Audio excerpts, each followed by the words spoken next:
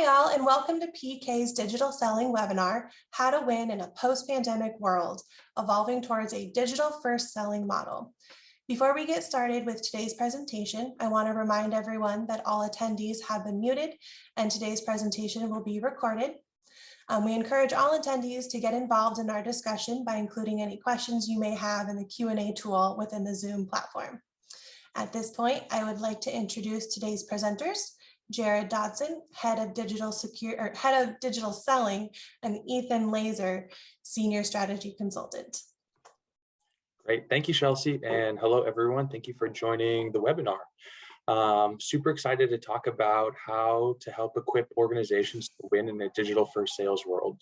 So like we said, my name is Ethan Laser. I'm a Senior Strategy Consultant here at PK in our digital selling practice, and I'm joined by my colleague, Jared.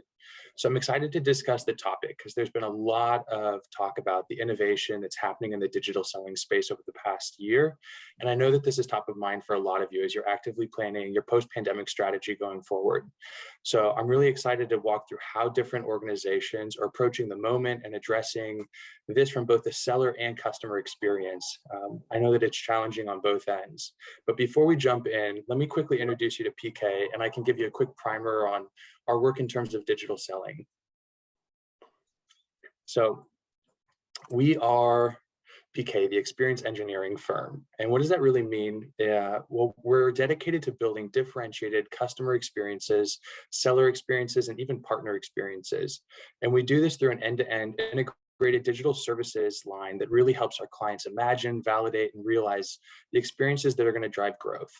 So one of the core areas of focus for us is around seller experience and how we enable them to meet clients where they're at in the moments that matter. And I'm hoping, Jared, you can tell us a little bit more about that. Yeah, absolutely. And thanks, Ethan. And hello, everyone. Also excited to be here and discuss this topic with you all. As Ethan briefly mentioned, we do have a huge focus around seller experience. And really the reason for that is that in the B2B space in particular, sellers are really the authors of customer experience.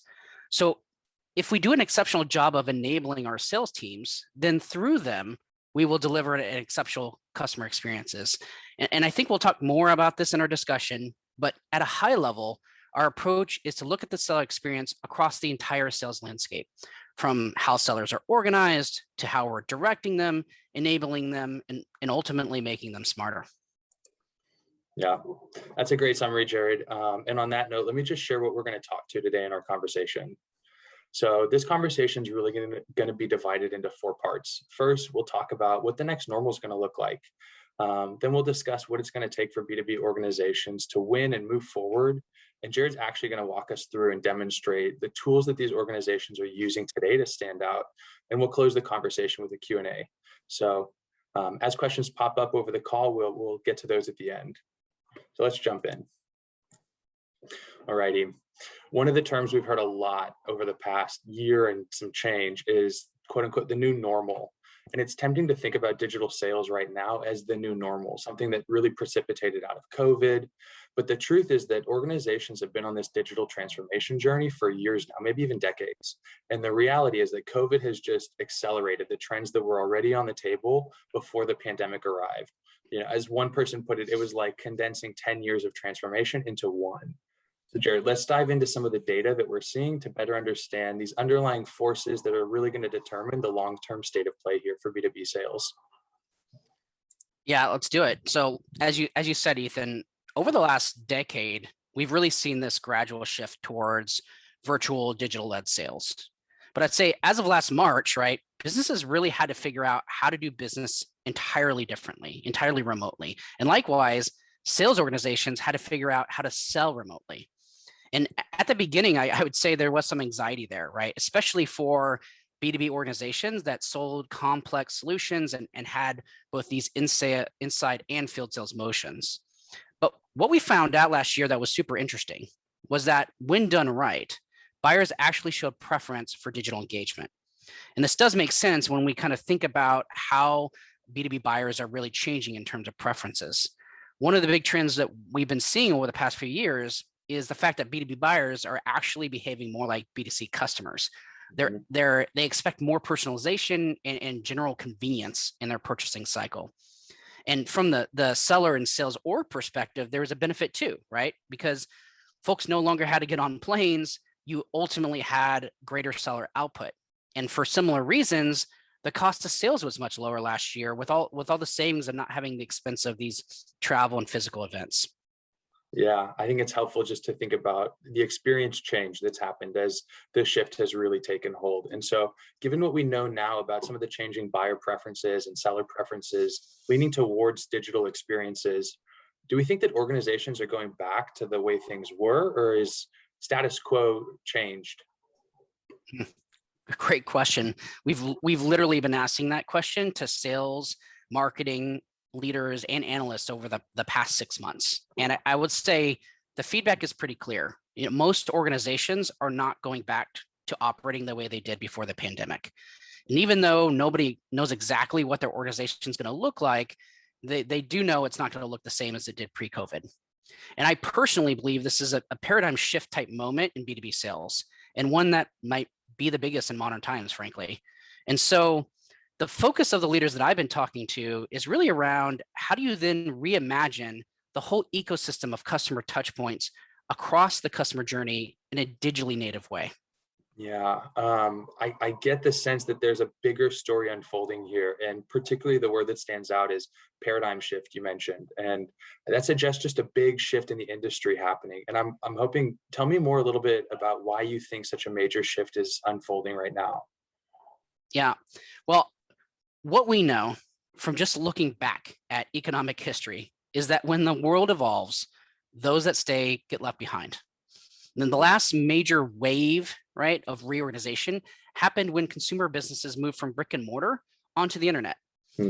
And since that time, back in the 2000s, 52% of companies in the Fortune 500 have either gone bankrupt, been acquired, or just frankly ceased to exist. And I believe that that same reorganization wave that hit consumer industries 10 to 20 years ago is now crashing down on the B2B world. And of course, propelled by the pandemic and these B2B buyer preferences. And frankly, Ethan, there will be winners and losers in the near future because of this. Yeah, that's a powerful statement there. So let's dive into why you expect to see such a major transformation happen. Yeah, well, I'll tell you what, while so much has changed, right, in the last year, one thing does remain the same. And that is that the experience buyers have with your company will be the greatest single factor in determining their likelihood to buy from you and continuing doing so. And we know that buyers have moved online and are demanding that businesses meet them there. So really the ability to deliver a compelling buyer experience remotely and digitally will draw the dividing line between winners and losers in this current wave of competition. And studies have already shown that leaders in the space are already outperforming their peers in all key business outcomes: pipeline, win rates, overall revenue. So early adopters are really putting themselves in these lead positions. Yeah, it's one thing to think about this experientially, and it's another thing to look at this quantitatively from a business KPI perspective. So I think that this data here around just how much further ahead these digital leaders are relative to their peers stands out and speaks volumes. So let's dive in a little deeper on that point and kind of describe what these experiences really look like. Yeah, absolutely. So when you think about this, there's really two sides to the coin. There's the buyer experience and the seller experience. So let's talk about the buyer experience first. So at the highest level, right, the buyer experience has to be tailored, interactive, and intuitive. And more, they want this to also be self-directed.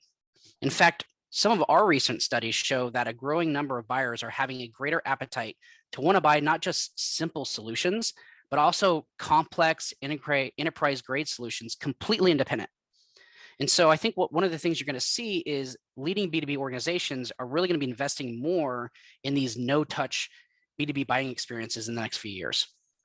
But at a minimum, right, the expectation is that they can self-serve to aid things like discovery and solution fit. And of course, that means getting information on the product and the solution, including pricing, and being able to experience the product independently through self-guided demos, et cetera. And of course, get an understanding of what others are saying about their experience. But of course, not all B2B sales will be independent, right? Especially when you're thinking about mid-market and enterprise segments. But when a customer does reach out, they expect to be known, right, by everyone and anyone in the organization. And they also want to feel like they have a trusted partner, right, that's helping them across their pre and post purchase experience. And that means if you did business with them 2 years ago or 2 minutes ago, they really do expect you to know.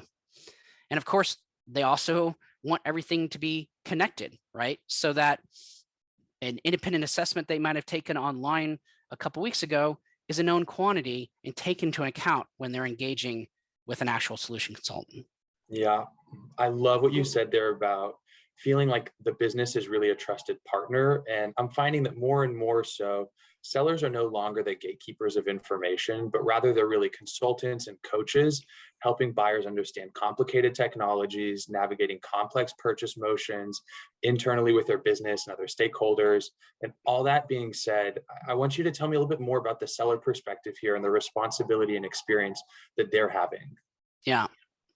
Well, in order to create those types of customer experiences, these tailored interactive experiences, you have to first empower your sellers to become more like trusted advisors with the ability to meet the customer where they're at and, of course, provide relevant guidance. And this really all starts with account intelligence, right? So sellers need a full picture of a customer's relationship with your brand. And that not only includes what they bought and when, but also whether they're getting value out of it and even what's been their recent marketing engagement. I will say that there's nothing more embarrassing than reaching out to a customer with an upsell message when they're not getting value of what they bought in the first place. So it's really important that organizations work to connect to those core data platforms such as CRM, marketing automation, customer data platforms, et cetera. Now, in terms of delivering these highly engaging moments remotely, sellers need tools that can reproduce the value of in-person engagements, but in a digital format. And these touch points, they need to be more meaningful than what traditional static content can provide. They need to be these interactive experiences and more valuable than what customers could generate in more of a self-serve mode. And we all know that relevance is king, right, in terms of messaging. So it's also important that we empower sellers with smarter content that's based on the person, the industry, and the type of the account that they're talking to.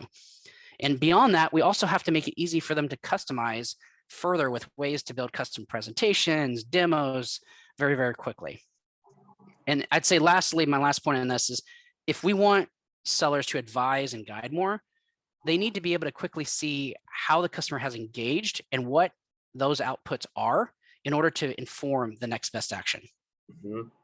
Yeah, that's really helpful, I think, to hear you talk about both sides of the coin from the seller perspective, as well as customer and kind of the lens of data across all of that. And let's just take it one step further and talk about the business holistically. So how are sales organizations really attacking this opportunity? Yeah, well, when we think about sales organizations holistically, there are really 5 pieces that collectively deliver an exceptional buyer experience. And first and foremost, organizations are really rethinking how they organize around a digital selling model and really rationalizing the difference between inside and field sales. Secondly, leaders are really getting laser focused on where they win. And said differently, where does their product truth directly map to the customer pain points or opportunities? And what are the 4 activities that sellers really need to go do to activate against that scenario, aka what we call sales plays? Relevance, of course, is also becoming more important, right? So how do you cut through all the digital noise? And when we're seeing a significant trend in moving towards an industry first approach because it really enables sellers to speak the language of their customers. And we mentioned sales intelligence already, but this is really about democratizing insights across teams.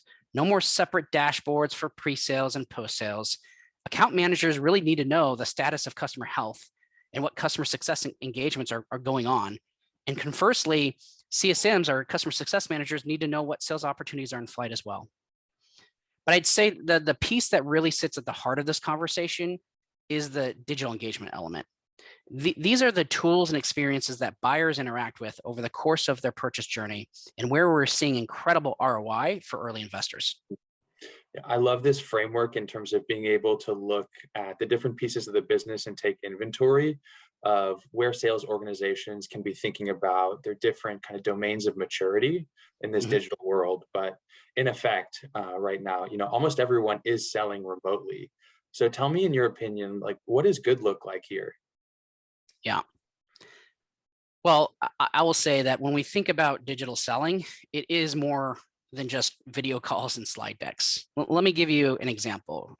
What you're seeing here is an example of how one company we've worked with over the past year really reconstructed their entire sales journey to be a digital native experience with experiences that differentiate their solution at these kind of key moments. And these digital tools are a mix of two things. One, self-service customer-facing tools that are used to do things like drive leads and early stage learning, and also seller-facing tools used to facilitate things like complex discussions, create business analyses, and do proposal construction. And of course, all these tools help sellers deliver these interactive and personalized experiences that deliver more value to customers. So take the solution workshop, for example, in the middle. This was an area that all leaders we talked to had to address in the last year. How do you take what used to be a half-day on-site engagement and put that in a digital format and still get the same or better value that you would have had if you were collaborating face-to-face? And that's a tall task for sure, right? But when done right, and thinking about the advantages of digital engagement, you can really craft an experience that not only enables robust collaboration, but can lead to a better output and one that can automatically be synced with your CRM and shared with the entire account team. And backing up for a second, that is one of the advantages of digital engagement. When all these tools are integrated within existing digital environments from web to CRM, that data can be aggregated into a 360-degree view of customers, enabling sellers to have personalized data-driven discussions, and from a sales leadership perspective, helping them really quickly scale best practices across their entire organization. So to make this a little bit more real, let's actually go through one particular tool that has had some outsized impact at opening the door to value conversations and generating real interest. I love it. Let's go. All right.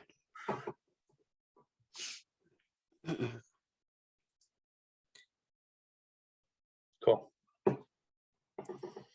Okay. So this tool is called the solution assessment. And before I go through some screenshots with you, just to note that what you're seeing here is a mock-up of the tool and not the tool itself. But as a background, we developed the solution assessment tool for a B2B organization that was transforming in many different ways. They were looking to move from traditional product approach to a more solution focus. And because of this, and given the pandemic, they also pivoted their messaging and started to target new personas. And lastly, they were also shifting sales roles given the remote work situation, and they really needed all their sellers to drive better discovery conversations in a digitally native way. So this tool really served three purposes for the sales organization. One, it really scaled best practices in terms of initial interactions with customers by guiding sellers and customers through a structured conversation. Two, it created more consistent customer engagements and predictable outcomes by providing a standard artifact at the end of the conversation. And three, it unlocked more consultative value conversations by identifying areas of inspection and opportunity. But I'd say the real value was on the customer side, because in addition to a personalized and relevant discussion, they walked away with a customized report that outlines areas of opportunity that is a great input into their strategic planning. So other quick callouts before I go into this workflow. This tool is intended to be leveraged on client calls in real time. So the first part of this tool, which I'll show you, is it's a questionnaire that the seller uses to guide a conversation with the prospect. The second part is a report that's generated in real time that the seller can immediately share with the prospect on a call to aid in a more robust value-based conversation. So let's go through it. So one of the key features of the tool is how it's tied to their CRM. At the beginning of the tool, sellers are required to enter account and opportunity information so that the output can be attached to the account and opportunity records in CRM. And once the seller hits begin assessment, The tool essentially guides the seller to ask probing questions around key value pillars of the solution. And this example is around collaboration. And so the pillars are things like team dynamics, organization agility, and extended teams. And as the conversation unfolds, there are multiple question paths that the seller can go down. And these can be as long or short, depending on the scenario. But for the purposes of this overview, I'll just kind of skip to the end here. So at the end of the initial conversation, a customer report is generated. And the idea here is that sellers can review with the customer in real time and talk through the scores and profile and discuss where there might be areas of opportunity. In this case, you can see that their overall score was close to the average, but when you looked at things like organization agility, they were below industry standard. So that would naturally be an area to dig into by the seller, where they can kind of go through what are the pieces that are really driving that score. And they can even talk through in real time, link to different resources that will help kind of unpack and uncover ways in which they can get better in those areas and learn more. At the end of the conversation, the seller can then email this report to the customer and schedule a follow-up to dive even deeper into those identified opportunity areas. And of course, the customer then can leverage this report internally, socialize it with their colleagues, and generate internal interest in these areas of inspection. And of course, since the account and opportunity information was captured up front, this output is automatically uploaded in the CRM so that all account and pursuit members can review the personalized output and ensure that the next engagement really builds upon the insights gained. And at the end of the day, this tool really helped their sales team have more value-based conversations that was really tuned to individual customer scenarios. The business impact of just this one tool was pretty significant. Sellers that were actively using this tool had more than double sales, so 136% more sales, and 50% bigger deal sizes than sellers not using the tool. So just by investing in this one customer touch point, it really changed the game for this company. Mm. But imagine doing something similar across the entire customer journey, where each engagement builds on the other and the tools are connected to each other. And one organization in particular has done this, and I believe it's really helping them win their category. And the key for them was landing a series of tools on a platform, similar to kind of the example that you're seeing here, that is supported by a common data service that connects the data on the back end.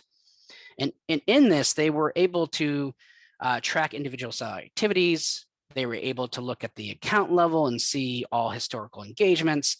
And they were able to understand the efficacy of each tool. Was it being adopted? Was it driving the right outcomes? What are we learning about our customers? So I can quickly share two of the modules that were built to support this. Yeah, that'd be great. Okay. So one was at the user level. We called the dashboard. And this is where sellers could quickly reference past engagements to plan and collaborate on future touch points. There was an account overview view where you could see all the activities that has been performed on the account, and even quickly, launch them to review them or share them with other team members, or go directly to them in the CRM. The second module was at the leadership level, and it provided managers with a view of what was working and what wasn't working. And so this is the executive summary page where you can kind of see overall engagement, but also you can see things like which tools are being used the most, which is pretty cool. When you click into an actual tool itself, you can actually even go further. You can see things like pipeline attribution to understand the ROI and business impact of a tool. You can even get insights to maybe even what solutions are being driven by the tool itself. So to summarize, when we say digital customer engagement, this is really more what we mean, whether it's one tool or a series of tools or a platform that fits in within your tech stack. It's all about creating higher value and differentiated experiences. I love how dynamic these experiences are, particularly from a customer perspective, but also in terms of being able to have really high value conversations for sellers, but at a higher level business altitude, just the data points that get aggregated across in terms of being able to optimize what's working is a huge value add to the organization. So as we think about these tools coming to life in specific moments across buyer journeys, I can also see this feeling overwhelming for someone that's trying to make their evolution into a digital sales approach. And so I'm just wondering what advice you have for people to get started. Yeah, so it's a good question. I'd say most organizations start with building one tool that tackles the part of the customer journey with the most friction. And sometimes that's at the beginning of the customer journey, like where the discovery and solution assessment come in. Other times that's at the end of the journey where tools like Value Calculator and Offer Quote Builder can really help close deals. And other times it's in the middle where things like the pitch deck builder and digital workshop can really help accelerate opportunities. It really does differ though, based on each organization. But where we see kind of the more immediate success is when organizations can really stand up these types of tools on their current technology infrastructure, rather than trying to go buy another sales platform and connect it that way. And really the key to what we see in terms of scaling success is that connecting to the core sales technology that the company's already using. Yeah, I'm just thinking about speed to market and change management. I would much rather be on the project that helps bring these to life quicker and at higher value. So maybe we can jump into Q&A. We've had a few questions come through. I'd Sounds love good. to pass on. All righty. So for the solution assessment that you walked us through, is this something that requires a seller to guide customers through, or could that be self-directed? Yeah, that is a great question. The short answer is that it can be used both ways. So we've created similar assessments that can be posted to websites and part of a self-directed customer journey, which is usually great when you're targeting like the SMB space where scale is really important. For the version of the tool that I just reviewed, that is more mid-market to enterprise focused, where having a seller walk through and discuss the topics in depth is really of added value. Got it. All righty. The last question I've got for us here is, what role do you see in-person engagements playing in the sales cycle over the next few years? The magic question. I think this is going to vary significantly by industry. I think some industries are already chomping at the bit to get back to things like field events. Others, like high tech in particular, have really moved on, and I think will more permanently be adopting a digital only sales model. However, I think most organizations will likely end up having some sort of a hybrid model. And I think you'll see demand for both field and digital engagements, even within the same industry, at kind of key customer moments. So the net is, regardless, I think organizations are really going to have to be able to deliver these differentiated experiences in both the kind of the field arena and the digital arena moving forward. Yeah, that's super helpful.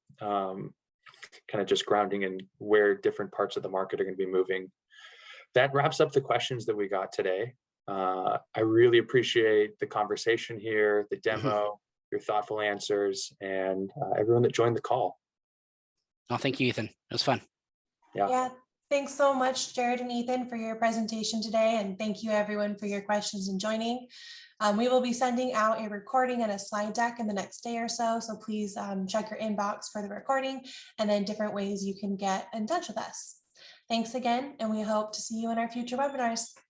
Thank you. Thanks all.